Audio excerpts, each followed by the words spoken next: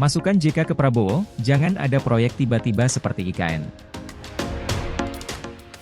Wakil Presiden ke-10 dan ke-12 Yusuf Kala, JK, meminta agar Presiden terpilih Prabowo Subianto tidak mengambil kebijakan secara tiba-tiba seperti pembangunan Ibu Kota Nusantara, IKN. Hal tersebut disampaikan JK usai menerima kunjungan Ketua MPR Bambang Susatyo serta Wakil Ketua MPR Ahmad Basara dan Syarif Hasan di kediamannya, pada Rabu 22 Mei hari ini. Ia lantas menyinggung Prabowo agar tidak mengambil langkah serupa seperti Presiden Jokowi yang tiba-tiba menggagas proyek pembangunan Ibu Kota Nusantara, IKN. Jadi efisiensi kemudian tujuannya jelas yang ada targetnya. Jangan tiba-tiba ada proyek besar. Tiba-tiba katakanlah IKN. Itu tidak ada di janji kampanye, tidak ada di ini, tidak ada di perencanaan, tiba-tiba muncul, kata JK. Sebelum itu, JK juga mengingatkan pasangan Prabowo Gibran dapat memiliki rencana kebijakan yang matang sebelum resmi dilantik. Tujuannya agar pemerintahan dapat berjalan efisien. Kalau tidak ada perencanaan jangka panjang atau jangka menengah, maka apanya yang mau dikontrol?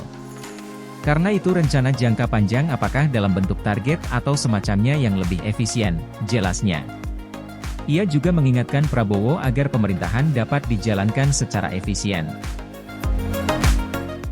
Ia mewanti-wanti efisiensi pengeluaran negara tersebut sudah harus dilakukan sejak tahun pertama kepemimpinan. Beberapa efisiensi yang dapat dilakukan, kata dia, mulai dari penyesuaian besaran bansos kepada masyarakat hingga pengurangan subsidi.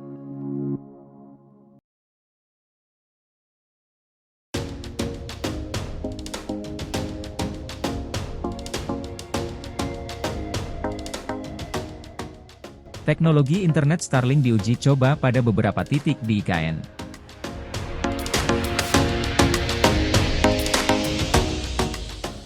Ketua Satgas Pelaksanaan Pembangunan Infrastruktur Ibu Kota Nusantara, IKN, Kementerian Pekerjaan Umum dan Perumahan Rakyat, PUPR, Danis Hidayat Sumadilaga menyampaikan teknologi internet kecepatan tinggi dari Starlink milik Elon Musk diuji coba di Nusantara, Kalimantan Timur. Ada beberapa titik yang mau diuji coba Starlink di IKN, ujar Danis di sela-sela acara World Water Forum di Nusa Dua, Bali pada Senin. Dia mencontohkan titik-titik uji coba Starlink di IKN tersebut misalnya di Rumah Sakit Umum Daerah dan beberapa titik di sekitar wilayah Sepaku. Ada beberapa titik itu, kerjasama antara otorita IKN dengan Tony Blair Foundation, katanya. Sebagai informasi, penyedia jasa internet berbasis satelit, Starlink dipastikan beroperasi di Indonesia dan secara khusus pemiliknya yaitu pebisnis asal AS Elon Musk meresmikan layanan tersebut di Bali pada Minggu 19 Mei.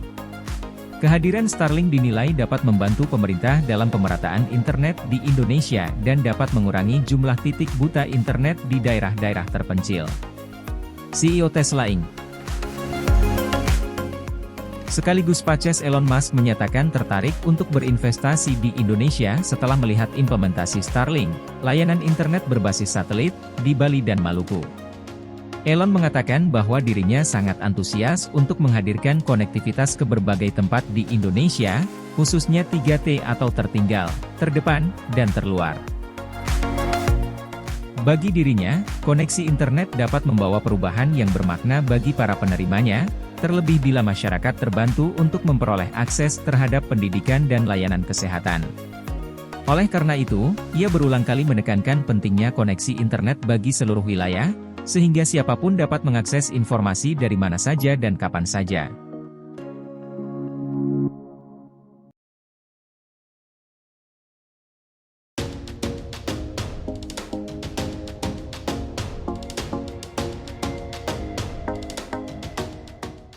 Otorita pastikan layanan pendidikan di IKN setara Jakarta.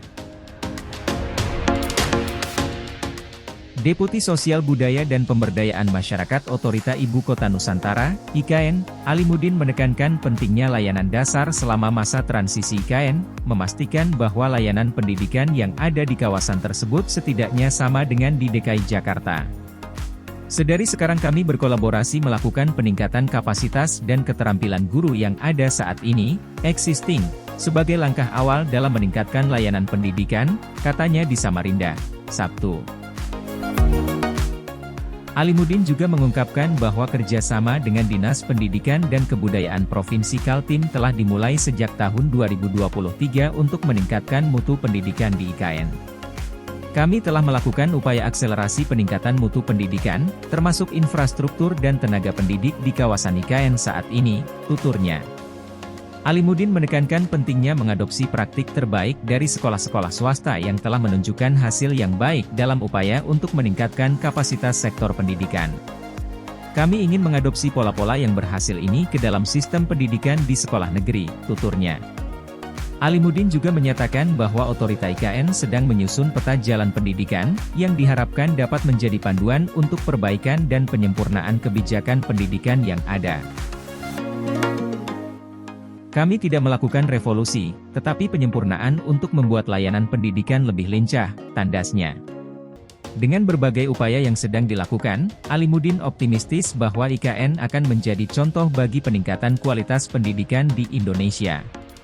Kami berkomitmen untuk membuat perubahan yang berarti dan berkelanjutan, tuturnya. Dia mengungkapkan bahwa masih banyak tantangan yang dihadapi dalam menerapkan konsep merdeka belajar secara murni. Kebijakan dari Jakarta tentu membutuhkan waktu untuk langsung diadopsi, sementara banyak persoalan lokal yang membuat proses ini lambat, tambahnya. Ia juga menyoroti pentingnya mengubah pola pikir dalam ekosistem pendidikan, mulai dari kepala sekolah hingga guru. Perubahan satu atau dua orang tidak cukup. Kita perlu mengubah seluruh ekosistem, ucapnya. Menurutnya, kawasan IKN saat ini memiliki kesempatan untuk mengimplementasikan Merdeka Belajar secara utuh, berkat jumlah penduduk yang lebih kecil dan jumlah sekolah yang lebih terbatas dibandingkan dengan Jakarta. Dengan sekira 330 sekolah yang ada saat ini, kita bisa menerapkan konsep ini lebih efektif secara bertahap, jelasnya. Alimuddin juga membahas tentang upaya untuk mengubah pendekatan pendidikan di tingkat PAUD, dengan menyarankan perpanjangan usia pembelajaran dari yang maksimal 6 tahun menjadi maksimal 8 tahun. Sebab menurutnya, anak-anak perlu lebih banyak bergerak dan bermain pada usia dini.